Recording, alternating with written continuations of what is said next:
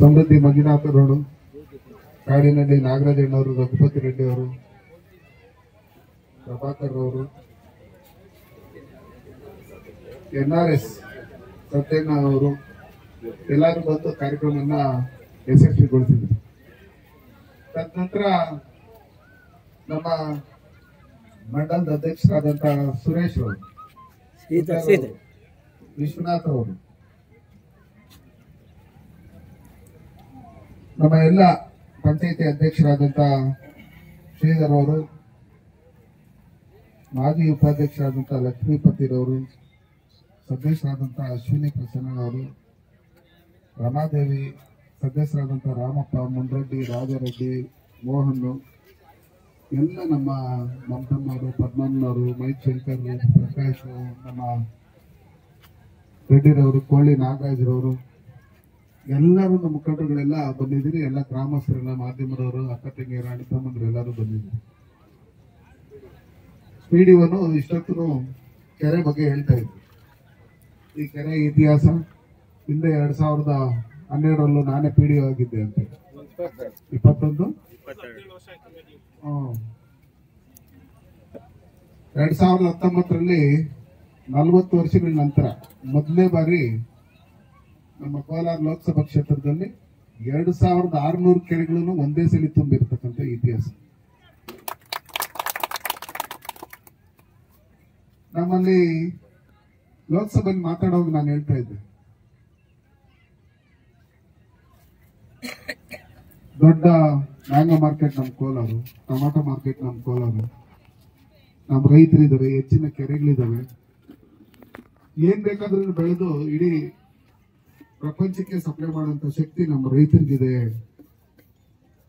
ಕೋಲಾರ ರೈತರಿಗೆ ಏನೇ ಕಷ್ಟ ಬಂದ್ರೇನು 5 ಬೋರ್ 10 ಬೋರ್ ಹಾಕಿ ಫೈಲೂರ್ ಆದ್ರೆ ಇನ್ನೊಂದು ಹಾಕ್ಬಿಡೋದು ನೋಡೋಣ ಅನ್ನೋ ಲೆಕ್ಕಾಚಾರದಲ್ಲಿ ಮಂಚು ಮಾಡೋಂಥವ್ರು ವಿನಃ ಯಾರು ಸೂಸೈಡ್ ಮಾಡ್ಕೊಳ್ಳೋ ಪರಿಸ್ಥಿತಿಗೆ ನಮ್ಮ ಕೋಲಾರ ಜಿಲ್ಲೆ ಅವರು ಹೋಗಲ್ಲ. ಅಷ್ಟು ಗಟ್ಟಿ ರೈತರು ಅಂತ ಹೇಳ್ತಾ ಇದ್ದಾರೆ. ನಮ್ಮ ಈ ಕೆರೆಗಳು ನಮ್ಮ ಜೀವನಾಡಿ. ಕೆರೆಗಳಿಲ್ಲ, ಕೆರೆಗಳನ್ನ ರಕ್ಷಣೆ ಮಾಡ್ಕೊಂಡಿಲ್ಲ ಅಂದ್ರೆ, ಉಳಿಸಿ ಅದನ್ನ ಬೆಳೆಸ್ಕೊಂಡಿಲ್ಲ ಅಂದ್ರೆ ನಮ್ ಫ್ಯೂಚರ್ ಇಲ್ಲ. ಅಂದ್ರೆ ನಮ್ಮ ಮಕ್ಕಳಾಗ್ಲಿ, ಮೊಮ್ಮಕ್ಕಳಾಗ್ಲಿ, ಮೊಮ್ಮಕ್ಕಳಾಗ್ಲಿ ಅವರೆಲ್ಲ ಮುಂದಿನ ಪೀಳಿಗೆ ನೀರಿಂದ ಪರದಾಡ್ಬೇಕಾಗುತ್ತೆ. ಈ ಪ್ರಪಂಚದಲ್ಲಿ ಕುಡಿಯೋ ನೀರಿನ ಏನು ಅವಶ್ಯಕತೆ ಇದೆ ಅದು ನಮ್ಗೆ ತುಂಬಾ ಕಡಿಮೆನೇ ಇರೋದು. 72% ಬರೀ ನೀರೇ ತುಂಬಿರೋದ್ರಿಂದ ಅದರಲ್ಲಿ ಕುಡಿಯೋಕೆ ಯೋಗ್ಯವಾಗಿರ್ತಕ್ಕಂಥ ನೀರು ಕೆಲವೇ ಪರ್ಸೆಂಟ್ ಇರ್ತಕ್ಕಂಥದ್ದು. ಅದನ್ನ ನಾವು ಉಳಿಸ್ಕೊಬೇಕು. ನಾನು PDO ಅವರಿಗೆ ನಿಮ್ ಮುಖಾಂತರ ಹೇಳೋದಿಷ್ಟೇ, ನೀವು ಕಸ ವಿಲೇವಾರಿ ಘಟಕ ಮಾಡೋದಕ್ಕೆ ಬೇರೆ ಕಡೆ ಎಲ್ಲಾದ್ರೂ ಜಾಗ ನೋಡ್ಕೊಳ್ಳಿ. ಕೆರೆಯಲ್ಲಿ ತಗೊಂಬಂದ್ ಕಸ ಹಾಕುವಂತದ್ದು ಇದನ್ನೆಲ್ಲ ದಯವಿಟ್ಟು ಮಾಡಬೇಕು. ಯಾಕಂದ್ರೆ ನಾನು ನೋಡಿದೆ ಬಂದ ತಕ್ಷಣ ನಮ್ಮ ಆಶಾ ಕಾರ್ಯಕರ್ತರು, ಅಂಗನವಾಡಿ ಕಾರ್ಯಕರ್ತರು, ನರ್ಸುಗಳು ಎಲ್ಲರೂ ಇದ್ದಾರೆ. ಇವತ್ತು ನಾವು ಈ ಕೆರೆ ಬೌಂಡ್ರಿಯನ್ನ ಫಿಕ್ಸ್ ಮಾಡ್ಬೇಕಾದ್ರೆ ನಾವು ಗಿಡ ಮರ ಇದನ್ನೆಲ್ಲ ಬೆಳೆಸ್ಬೇಕು.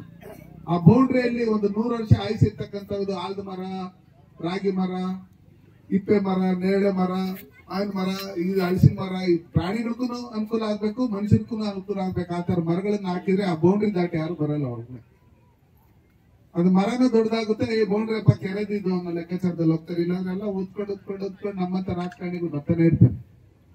ಆಮೇಲೆ ಯಾರಾದ್ರೂ ಸ್ವಲ್ಪ ಕೆರೆ ನುಂಗೋರು ಇರ್ತಾರೆ, ನಮ್ಗೆ ಯಾವ್ದೋ ಒಂದು ಅರ್ಧ ಎಕರೆನ 10 ಗುಂಟೆನ ಒಂದು 5,000 ಅಡಿನ ಮಾಡ್ಕೊಟ್ಬಿಡೋ ಅನ್ನೋ ಲೆಕ್ಕಾಚಾರದಲ್ಲಿ ಹೇಳ್ತಾರೆ. ಅದಕ್ಕೋಸ್ಕರ ದಯವಿಟ್ಟು ನಾವು ಅವ್ರ ಜಾಗಕ್ಕೆ ಹೋಗ್ಬಿಟ್ಟಿದ್ದೀವಿ. ಇವತ್ತು ಬೆಂಗಳೂರಲ್ಲಿ ನೋಡ್ತಾ ಇದ್ರಿ, ಎಲ್ಲದ್ರಲ್ಲಿ ಮಳೆ ಬಂದ್ರೆ ಮನೆಗಳಿಗೆಲ್ಲ ನೀರು ತುಂಬೋದು, ಇನ್ನೊಂದು ಮತ್ತೊಂದು ಮಾಡ್ತಾ ಇದ್ರು. ನಾವು ಅವ್ರ ಜಾಗಕ್ಕೆ ಹೋಗಿ ಈ ರಾಜಕಾರಣಿಗಳು ಇನ್ನೊಂದು ಮತ್ತೊಂದು ಒತ್ತುವರಿ ಮಾಡ್ಕೊಂಡು, ಲೇಔಟ್ಗಳು ಮಾಡ್ಕೊಂಡು, ಆಲಗಳನ್ನ ಮುಚ್ಕೊಂಡು ಮನೆಗಳು ಕಟ್ಕೊಂಡ್ರೆ ನಮ್ ಜಾಗ ನೀರು ಬರ್ತದೆ. ಏನ್ ಹೇಳಿ, ಅದು ಒರಿಜಿನಲ್ ನಂದಪ್ಪ ಜಾಗ, ನಿಂದಲ್ಲ, ಏನು ನಮ್ ಜಾಗ ಬಿಟ್ಬಿಡಿ ಅನ್ನೋ ಲೆಕ್ಕಾಚಾರದಲ್ಲಿ ಬಂದು ಮನೆಗಳು ತುಂಬೋಗುತ್ತೆ. ಅದಕ್ಕೋಸ್ಕರ ಆ ನದಿಗಳು ಏನಿದೆ, ಇವತ್ತು ಕುರುಡುಮಲೆಯಲ್ಲಿ ಹುಟ್ಟಿ ಈ ನಮ್ಮ ಕೌಂಡಿನ್ಯ ನದಿ ಹಿಂಗೆ ಈ ಕಡೆ ಹೋಗುತ್ತೆ, ರಾಮಸಾಗರ ಹಿಂಗೆ ಆಂಧ್ರ ಕಡೆ ಹೋಗುತ್ತೆ, ಸಮುದ್ರ ಸೇರ್ಕೊಳ್ಳುತ್ತೆ. ಸೇರ್ಕೊಳ್ಳಕ್ ಮೊದ್ಲು ನಾವು ಈ ಕೆರೆನ ಹೂಳೆತ್ತಿ ನರೇಗಾಲಿ ಕೆರೆ ಇಲ್ಲೇ ನೀರು ಹೆಚ್ಚಿನ ಸ್ಟಾಪ್ ಮಾಡಿದ್ರೆ ನಮ್ಮ ಅಂತರ್ಜಲನೂ ವೃದ್ಧಿ ಆಗುತ್ತೆ, ಬೋರ್ಗಳಲ್ಲೂ ನೀರು ಬರುತ್ತೆ. ಅದು ಮಾಡಿದಿರ ನಾವು ಇದೇನೇ ಮಾಡಿದ್ರೆ ಕೂಡ ಎಲ್ಲ ಒಂದೊಂದು ಜಾಗದಲ್ಲಿ ಮರಳಾಗಿಲ್ಲ ಮಣ್ಣಾಗಿನ್ನ ಎತ್ತು ಮನೆಗಳ ಹತ್ರ ಹಾಕೊಂಡಿರ್ತಕ್ಕಂಥ ಜಾಗದಲ್ಲಿ ನೀರ್ ಬಿಟ್ರೆ ಇನ್ ಮಿಕ್ಕಿದ್ದೆಲ್ಲ ಮಮ್ಮ ಅಂದ್ರೆ 4 ಅಡಿ 5 ಅಡಿ ಅಷ್ಟೇ ಹಳ್ಳ ಆಗಿರೋದು. ಅಷ್ಟೇ ತಾನೆ? ಅದಕ್ಕೋಸ್ಕರ ನಾವು ಎಲ್ಲೆಲ್ಲ ದುಡ್ಡು ಖರ್ಚು ಮಾಡಿ ನರೇಗಾಲಿ 1 ಮೀಟರ್ಗೆ ಎಷ್ಟು ರೂಪಾಯಿ ಖರ್ಚು ಮಾಡ್ತೀವಿ? 300 ರೂಪಾಯಿ ಖರ್ಚು ಮಾಡ್ತೀವಿ ಕೆರೆ ಹೂಳೆತ್ತೋದಕ್ಕೆ. ನಾವ್ ಈ ರೈತರು ಇರ್ತಾರಲ್ಲ ಇವ್ರನ್ನೆಲ್ಲ ಕರೆದು ನಿಮ್ ಪಂಚಾಯತಿಯಲ್ಲಿ ಶಾಸಕರನ್ನ ಎಲ್ಲಾರನ್ನು ಕರೆದು ಅಧ್ಯಕ್ಷರು ಯಾರ್ಯಾರ ಅಕ್ಕಪಕ್ಕ ಜಮೀನುಗಳೈತೆ ಈ ಕೆರೆ ಹೂಳೆತ್ತೋದ್ರ ಮುಖಾಂತರ ನಿಮ್ ಜಮೀನುಗಳು ಬೇಕಾದ್ರೆ ಮಾಡ್ಕೊಂಡು ಕೆರೆನೆಲ್ಲ ಕ್ಲೀನ್ ಆಗಿ ಇಲ್ಲೂ ಜಾಸ್ತಿ ಹಳ್ಳ ಇಟ್ಬಿಡ್ದು ಒಂದೇ ಲೆವೆಲ್ ಆಗಿ ಎತ್ತು ಇದ್ ಮಾಡ್ಬೇಕು ಅಂತ ಹೇಳಿ ಇದ್ ಮಾಡ್ಬಿಟ್ರೆ ಅವ್ರ ಜಮೀನು ಒಳ್ಳೆ ಫಲವತ್ತಾದ ಮಣ್ಣು ಆಗುತ್ತೆ, ಕೆರೆ ಹೂಳೆತ್ತಂಗ ಆಗುತ್ತೆ. ಅವಾಗ ಪಂಚಾಯತಿ ಚೇರ್ಮನ್ ಹೆಸರು ಮೆಂಬರ್ಗಳ ಹೆಸರು ಅಲ್ಲಿ ಶಾಶ್ವತವಾಗಿ ಉಳ್ಕೊಳ್ಳುತ್ತೆ. ಆ ಕೋಲಾರಮ್ಮನ ಕೆರೆಗೆ 1,90,00,000 ಸ್ವಂತ ದುಡ್ಡು ಖರ್ಚು ಮಾಡಿ ಅದನ್ನ ಕ್ಲೀನ್ ಮಾಡಿಲ್ಲ ಅಂದ್ರೆ ಕೋಲಾರ ನಗರನು ಕಾಣಿಸ್ತಾ ಇರಲಿಲ್ಲ. ನೀವು ಮೊದಲೆಲ್ಲ ನೋಡಿದಿರಿ ಯಾವ ರೀತಿಯಲ್ಲಿ ಇತ್ತು. ಒಂದೊಂದು ಜಾಗದಲ್ಲಿ 50 ಅಡಿ ಇದೆ, ಒಂದ್ ಜಾಗದಲ್ಲಿ 60 ಅಡಿ ಇದೆ. ಆ ಮರಗಳೆಲ್ಲ ಬೆಳ್ಕೊಂಡು ಕೋಲಾರ ಕಾಣಿಸ್ತಾ ಇರಲಿಲ್ಲ. ಇವತ್ತು ಯಾವ ಕಡೆ ಇದೆ?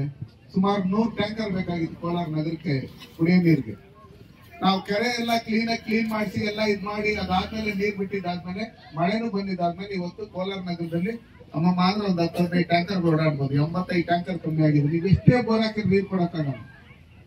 ಎಷ್ಟೋ ಬೋರ್ಗಳು ಫೈಲೂರ್ ಆಗ್ತವೆ. ಅದೇ ನಾವು ಕೆರೆಯಲ್ಲಿ ನೀರ್ ತುಂಬಿಸಿದ್ರೆ ಅಂತರ್ಜಲ ವೃದ್ಧಿಯಾಗಿ ಎಲ್ಲರಿಗೂ ನೀರ್ ಸಿಗುತ್ತೆ. ನೀವ್ ಏನೇ ಸಂಪಾದನೆ ಮಾಡಿ ಆಸ್ತಿಗಳು ಇನ್ನೊಂದು ಮತ್ತೊಂದು ದುಡ್ಡು ಅದೆಲ್ಲ ಇಟ್ಕೊಂಡ್ರೆ ಏನೇ ಮಾಡಿದ್ರು ದುಡ್ಡನ್ನು ತಿನ್ನಕ್ಕಾಗಲ್ಲ, ಬಂಗಾರ ತಿನ್ನಕ್ಕಾಗಲ್ಲ, ಏನು ತಿನ್ನಕ್ಕಾಗಲ್ಲ. ಊಟನೇ ತಿನ್ಬೇಕು, ನೀರೇ ಕುಡಿಬೇಕು. ಅದಕ್ಕೋಸ್ಕರ ಈ ಊಟ ತಿನ್ನಕ್ಕೆ ಏನ್ ಬಳಸ್ಕೊಬೇಕು, ಕುಡಿಯಕ್ಕೆ ನೀರ್ನ ಯಾವ ತರ ಬಳಸ್ಕೊಬೇಕು ಅನ್ನೋ ರೀತಿಯಲ್ಲಿ ನಾವೆಲ್ಲರೂ ಒಗ್ಗಟ್ಟಾಗಿ ಈ ದೇಶದ ಸಂಪತ್ತು ಏನಿದೆ ಇವೆಲ್ಲ ನಮ್ ಸಂಪತ್ತು, ಇವೆಲ್ಲ ಇದೇ ನಮ್ಗೆ ದುಡ್ಡು ಕಾಸಲ್ಲ. ಇದನ್ನ ನಾವು ಬೆಳೆಸ್ಕೊಬೇಕು, ಉಳಿಸ್ಕೊಬೇಕು, ರಕ್ಷಣೆ ಮಾಡ್ಕೊಬೇಕು. ಆ ನಿಟ್ಟಿನಲ್ಲಿ ನಾವು ನೀವೆಲ್ಲರೂ ಸೇರಿ ಕೆಲಸ ಮಾಡೋಣ.